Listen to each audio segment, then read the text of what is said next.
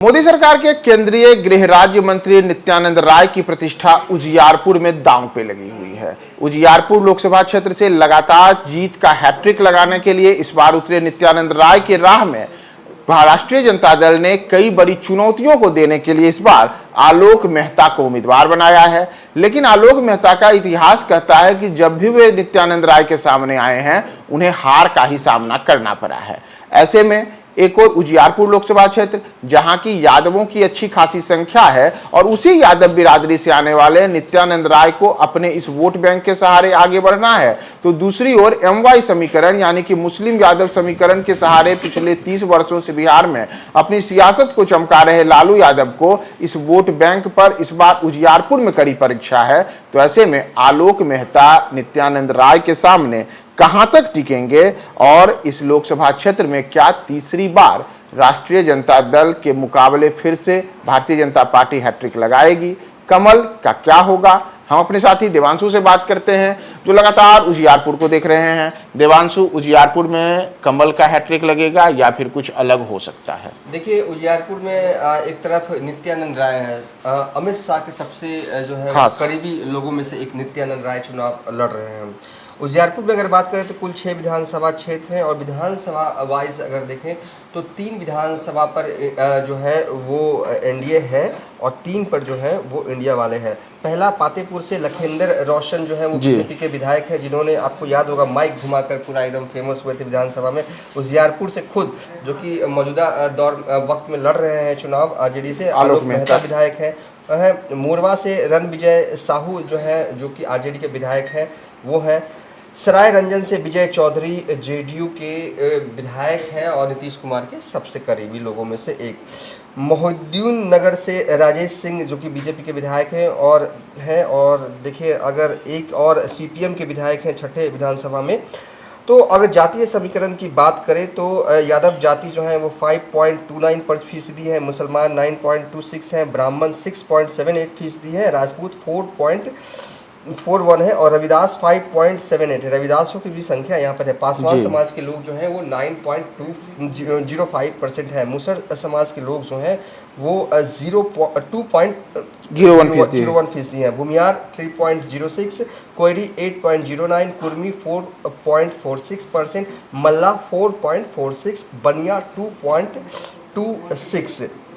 ये जो है हम जातीय समीकरण जो है हम आपको दिखा रहे। जातीय समीकरण के हिसाब से देखें तो दोनों, एक तरफ उम्मीदवार जो हैं यादव समाज से आते हैं और दूसरी छोर जो उम्मीदवार हैं वो कुशवाहा समाज से आते हैं, आलोक मेहता कोयरी से आप कह सकते हैं। जातीय समीकरण यहाँ पे बहुत टफ, एक तरह से कह सकते हैं कि कोई ये नहीं कह सकता है कि एकदम ये इस साइड में एकदम मजबूत है, बल्कि दोनों साइड एकदम जातीय समीकरण नेक टू नेक है।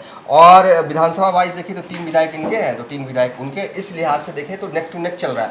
उजियारपुर में क्या होने वाला है तो अब ये कहना अभी है, लेकिन ये है कि कांटे की टक्कर जो है मुझे लग रहा है कि हो सकता है। हालांकि अमित शाह ने जिस तरीके से बयान इनके लिए दिया, नित्यानंद राय के लिए दिया, वो कहीं ना कहीं ये मैसेज था वहाँ के लोगों के लिए कि अमित शाह के बहुत करीबी हैं। नहीं, उन्होंने जो शब्द का इस्तेमाल किया था ना, मैं आपको शब्द बताता हूँ। जब अमित शाह आए थे बिहार तो उन्होंने उजियारपुर में कहा था कि नित्यानंद राय मेरा जिगरी है। चयन रखिएगा, बिहार में जो पसंदीदा लोग होते हैं उसे जिगरी कहा जाता है। तो उन्होंने ये शब्द भी काफी चुन करके किया था कि नित्यानंद राय मेरा जिगरी है और इस बार इसे चुनाव जीतने दीजिए तो इसे और बड़ी जिम्मेदारी बनेगी। यानी कि गृह मंत्रालय जो कि खुद अमित शाह संभाल रहे हैं और उनके छोटे नित्यानंद राय उसी में भी मंत्रालय में है, तो उन्हें और बड़ी जिम्मेदारी देने की बातें करके, वादा करके गए हैं अमित शाह। हाँ, बिल्कुल वादा करके गए हैं। और ये देखिए, काफ़ी हद तक कई बार जो है वो डिसीजंस में दिखता है, बिहार BJP के डिसीजन में दिखता है कि नित्यानंद राय का इन्फ्लुएंस रहता है। भले ही कोई प्रदेश अध्यक्ष हो, कोई ना हो, लेकिन नित्यानंद राय जो है वो बिहार BJP को दिखता है कि बैकडोर से वो चला रहे। कई दफ़ा हमने देखा है कि उनके डिसीजन ही रहते हैं प्रभावशाली। हाँ, चाहे चिराग को जो NDA फोल्ड में जो लाने का जो पूरा क्रेडिट है वो नित्यानंद राय नहीं, पूरी फील्डिंग। कई बार ऐसे BJP जो है वो बिहार में पसोपेश में आती है तो फील्डिंग करने का काम जो है ये हम कह सकते हैं कि जैसे भारतीय जनता पार्टी के लिए प्रमुख रणनीतिकार अमित शाह रहे हैं केंद्रीय स्तर पर, तो बिहार में एक प्रमुख रणनीतिकार के तौर पर नित्यानंद राय ने अपनी छवि बनाई है। हाँ, बनाई है। और बीच में ना कहा जा रहा था कि उपचुनाव हुए थे 2-3 जगह, तो कहा था कि अच्छा बीजेपी का परफॉर्मेंस ठीक नहीं हुआ तो हो सकता है कि नित्यानंद राय के पर जो है वो कहते हैं नहीं, नित्यानंद राय बहुत क्लोज है तो है, और ये दिखा है। सिर्फ ऐसा नहीं चुनाव में अमित शाह ने कह दिया जिगरी तो जिगरी।